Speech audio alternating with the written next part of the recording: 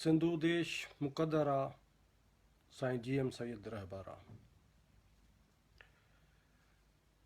भाइरो भेनरो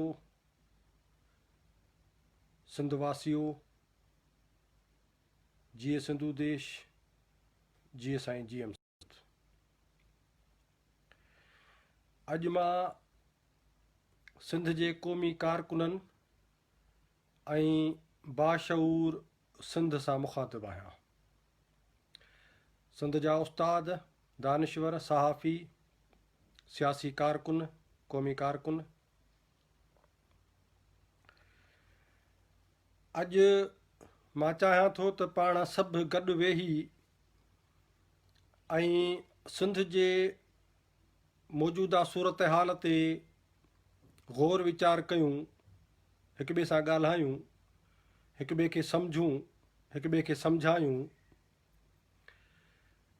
त आख़िरकार सिंध जूं जेके हालतूं आहिनि उहे कहिड़े तरफ़ वञनि पियूं ऐं उन में सिंध जे बाशऊर माण्हुनि खे, बाज़मीर माण्हुनि खे, सिंध जे नौजवाननि खे, अदीबनि ऐं दानिश्वरनि खे, क़ौमी तहरीक खे, क़ौमी कारकुननि खे छा करणु घुरिजे, थी रहियो आहे, छा करणु घुरिजे। असांखे मौजूदा सिंध में हिन वक़्तु मुख़्तलिफ़ सियासी समाजी हवाले सां मुख़्तलिफ़ गिरोह, फोरम, फ़र्द, तंज़ीमूं चुरपुर में आहिनि, मुतहरिक आहिनि ऐं ताज़ी जेका सूरत हाल पैदा थी आहे, ख़ासि करे सिंध जे ॿेटनि ते पंजाब तरफ़ां पाकिस्तान जे नाले में जेको कब्ज़ो कयो वियो आहे, उहे ॿेट सिंध जा भिंडार ऐं ॾिंगी ॿेट, उन्हनि खे जंहिं तरीक़े सां पंजाब पाकिस्तान जे हिन रियासत जे आड़ में चीन खे विकिणे पियो ऐं उते वॾा शहर आबाद करे लखें माण्हुनि खे जेके समूरा ग़ैर सिंधी हूंदा उन्हनि खे उन्हनि ॿेटनि ते क़ाइमु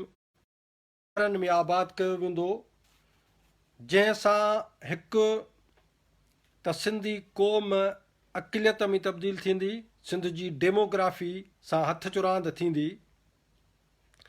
नंबर 2 त सिंध पंहिंजे सामूंडी पटीअ खां महरूम थींदी। सिंधी क़ौम पोइ मच्छीअ जो शिकार हुजे या तव्हांजो समुंड सां को बि दुनिया सां लह विचण ऐं वापारु, उन समूरियुनि शयुनि तां, मामलनि तां सिंध खे मुकमल तौर ते धिके ऐं परे करे, धार करे बीहारण जी हीअ पंजाब जी साज़िश आहे। हीअ हिकिड़ी रियासत जी हिकमत अमली आहे ऐं रियासत जूं समूरियूं हिकमत अमलियूं सियासी पॉलिसियूं जेके आहिनि उहे पंजाब जे मफ़ादनि जे ताबे आहिनि। हाणे इहो बार बार बहस कयूं था, शयूं रिपीट थियनि थियूं त पाकिस्तान बुनियादी तौर ते पंजाब जे मफ़ादनि जे लाइ क़ाइमु कयल हिकिड़ी ग़ैर फितरी रियासत आहे जेका पंजाब जे मफ़ादनि जो तहफ़ुज़ थी करे। हिकिड़ो कब्ज़ो पंजाब जो पाकिस्तान जे नाले में, कब्ज़े जा मुहाफ़िज़ फ़ौज आहे।